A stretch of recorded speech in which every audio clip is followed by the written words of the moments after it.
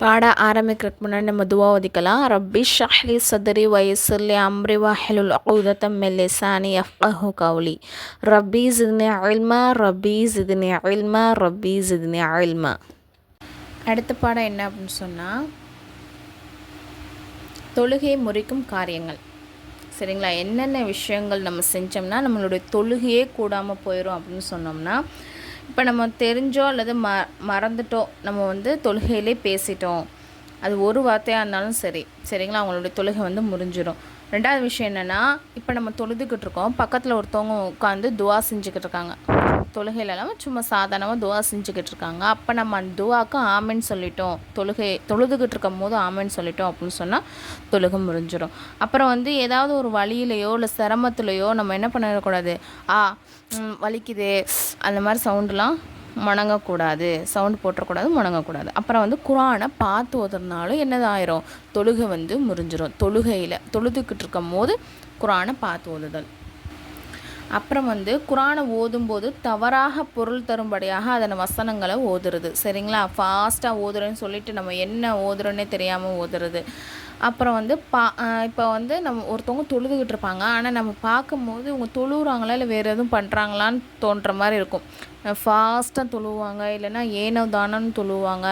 அந்த மாதிரி இருந்தாலும் என்னது, தொழுகை முறிஞ்சிடும். நிதானமாக தொழுகணும். அதுக்கப்புறம் தொழுதுகிட்டு இருக்கும் போதே சாப்பிட்றது, குடிக்கிறது, தண்ணி குடிக்கிறது, சாப்பாடு சாப்பிட்றது, இது எல்லாமே. அப்புறம் எதுவும் காரணம் இல்லாமல் கிப்லா விட்டும் நெஞ்சை திருப்புறது, அசுத்தமான இடத்தில் சஜிதா செய்வது, ஃபர்லான செயல்களில் ஒன்றை விடுவது, இமாம் நிற்கும் இடத்தை விட முந்தி செல்வது. அதாவது நம்ம இமாமுக்கு கொஞ்சம் பின்னாடி தான் நிற்கணும், அவங்கள விட முந்தி நின்றாலும் என்னது, அவங்களுடைய தொழுகை முறிஞ்சிரும். இந்த பாடத்துடைய கொஷின் தொழுகையில் குரானை பார்த்து ஓதுவது சட்டம் என்ன, தொழுகையின் முறித்தல்களின் 6 மட்டும் எழுதுங்க. ஏன்னா மொத்தம் 11 இருக்குது, அதில் ஏதாவது ஒன்று 6. தொழுகையின் ஃபர்லுகள் தவறி போனால் என்ன சட்டம். அடுத்த பாடம் என்னன்னு சொன்னால், தொழுகையுடைய நேரங்கள் எப்பப்போ தொழணும், அதாவது தொழுகையை நிறைவேற்றுறதுக்கு அதனுடைய நேரத்தில் கரெக்டாக நம்ம தொழுதுடணும். சரிங்களா? அப்போ அந்த வக்து தவறி நம்ம தொழுதோம் அப்படின்னு சொன்னால் அது என்ன ஆயிரும், அது நிறைவேறாது. வக்து முடிஞ்சதுக்கப்புறம் தொழுதா என்ன ஆயிரும், தொழுகை நிறைவேறாது. அதே மாதிரி தொழுகையுடைய நேரங்கள்னு பார்த்தோம் அப்படின்னு சொன்னால், தொழுகை அதோட நேரத்தில் நம்ம தொழுதுடணும். சரிங்களா? இப்போ அந்த நேரம் வர்றதுக்கு முன்னாடி நம்ம தொழுதோம் அப்படின்னு சொன்னால் அந்த தொழுகை ஏற்றுக்கொள்ளப்படாது. அதே மாதிரி அந்த நேரம் முடிஞ்சதுக்கப்புறம் நம்ம தொழுதோன்னா அது கலாவாயிரும். அதனால் எந்த வக்தில் அந்த தொழுகை வருதோ அந்த வக்தில் நம்ம தொழுதுடணும். அப்போ மொத்தம் நம்ம 5 வேளை தொழுகிறோம். அதோடைய நேரத்தை நம்ம பார்க்கலாம். இப்போ ஃபஜ்ரு தொழுகிறோம் அப்படின்னு சொன்னால் அதோடைய நேரம் ஒரு மாதிரி விடிஞ்சாப்பில் இருக்கும் இல்லையா, அதாவது கிழக்கு வெளுத்தது முதல் சூரியன் உதயமாகும் வரை நம்ம தொழுவலாம்.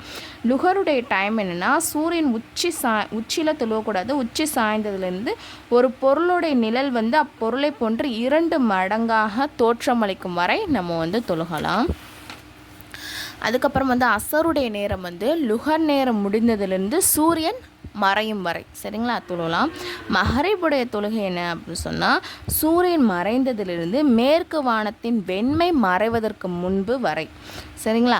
இஷா தொழுகை நேரம் என்னென்னா, வெண்மை மறைந்த பிறகுலேருந்து கிழக்கு வெளுக்கும் வரை, அதாவது அடுத்தது ஃபஜ்ரு வரையும் நம்ம தொழுதுக்கலாம் இஷாவை. அதுக்கப்புறம் 3 நேரங்கள் எந்த தொழுகையும் தொழக்கூடாது. இந்த 3 விஷயத்தில் நம்ம ஃபர்லோ நஃபிலோ எந்த விதமான தொழுகையுமே தொழக்கூடாது. சரிங்களா? அதே மாதிரி சஜிதா திலாவத்தும் செய்கிறது கூடாது. என்னென்ன நேரத்தில் தொழக்கூடாது அப்படின்னு சொன்னால், உதயம், அதாவது சூரியன் உதயமாகி சுமார் 20 நிமிஷம் இருக்கிற வரையும் நம்ம தொழக்கூடாது. அதே மாதிரி உச்சி பொழுதுலையும் நம்ம தொழக்கூடாது. அஸ்தமம், சூரியன் மறையிற நேரத்துலையும் நம்ம தொழுகக்கூடாது. சூரியன் மஞ்சளிலிருந்து அது மறையும் வரை சுமார் 20 நிமிஷம்.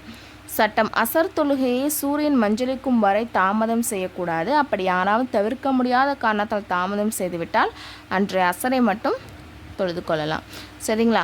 இது வல்லாமல் 2 நேரங்கள் நஃபில் தொழுவது மக்ரூ ஆகும். சுபுஹ் சாதிக்கிலிருந்து சூரியன் உதிக்கும் வரை, அசர் தொழுது பின்பிலிருந்து சூரியன் மஞ்சனிக்கும் முன்பு வரை.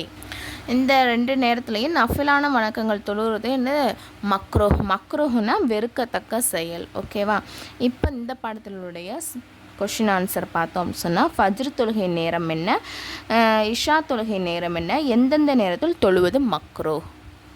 இது ஃப்ரீ முஅல்லமா கோர்ஸ். இதில் நான் சேரன்னு விருப்பம் உள்ளவங்க, அதாவது ஒன்லி லேடிஸ் மட்டும் இதில் ஜாயின் பண்ணிக்கோங்க.